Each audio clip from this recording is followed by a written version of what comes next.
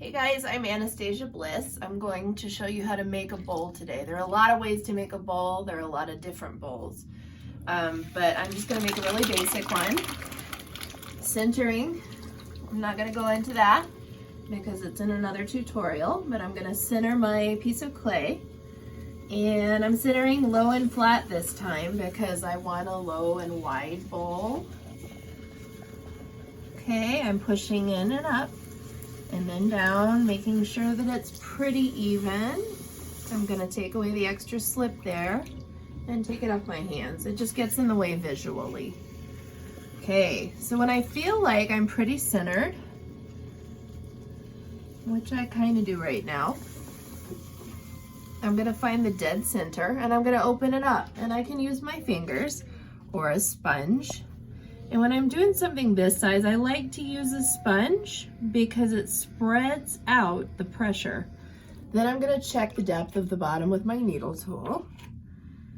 That's always a good idea. I cut through so many pots still when I don't do this step.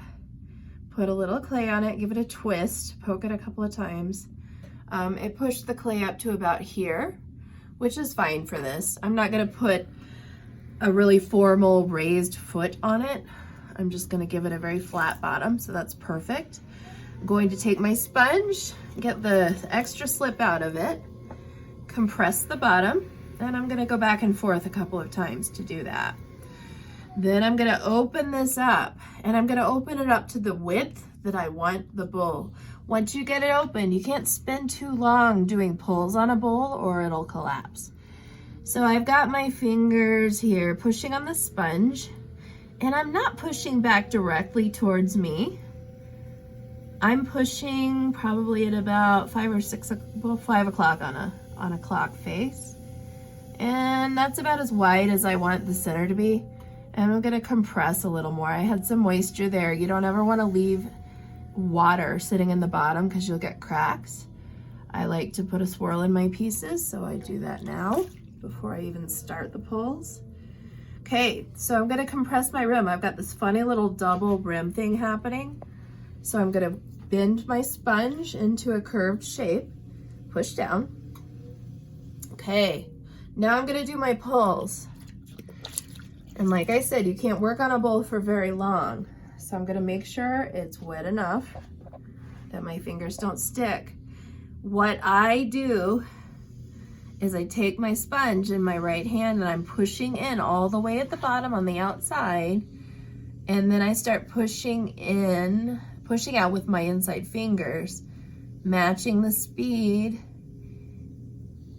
pulling up towards the ceiling and out just a little bit because I want to curve this more. I want to bend it out. So, and my thumb is just hanging out again. So I'm pulling up towards the ceiling. When I get almost to the very top of the rim, I ease my fingers away. You never want to jerk your fingers away or you'll see it in the pot. You'll get it off centered. It won't be pleasant. So now I'm curving the sponge again, checking in with the rim after every pull. We already have kind of a nice bowl shape. I'm going to keep going. It's got another pull or two in it.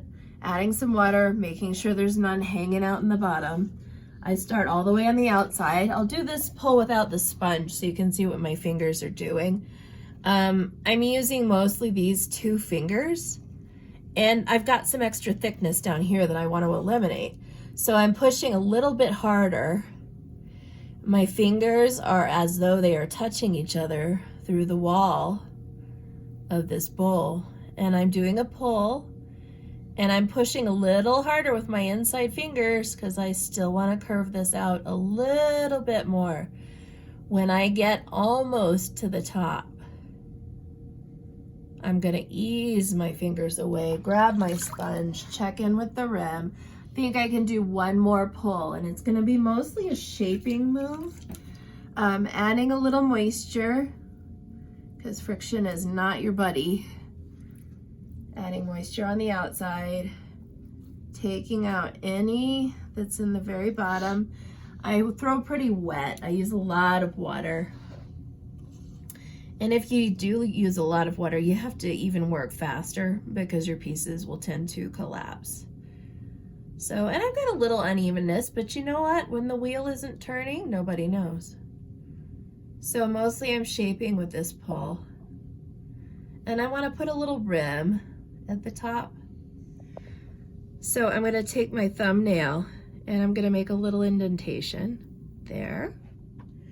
I think it just gives it a nice polished, finished look when it's done and trimmed. Curving my sponge, checking in with the rim. If you use a chamois, now's the time to do it. I can't play with this much longer, but I don't like the shape from the outside. And it's good to step away and look at it for a second. The curve doesn't flow nicely. So I'm just pushing out. I'm not really doing anything with my right hand. It's just there for moral support. Okay, I like that better. That's a much nicer curve for a bowl, I think. All right, we're gonna finish this up. Finishing the rim. Any little globs of clay you can get off when you trim. Don't mess with it now or you'll distort your bowl. Getting any moisture out of the center. Okay. You can bevel the bottom. I like to do that on my pieces. Here's my beveling tool. I like to give it a little bevel. It gives your wire a place to go and it helps you along with the trimming a little bit. It's not necessary, but I think it's helpful. Take my wire tool. I get the clay off of it and I wrap it around my fingers a little bit like dental floss. I make sure that my thumbs are touching the bat. I pull it straight back towards me. Sometimes you can even see it go through the bottom if you have a thin enough bottom, which is not great, but it's okay as long as you don't cut through it. So I've gone under it with the wire. There's your basic bowl. Come back and see me for trimming, and I'll talk to you soon. Bye.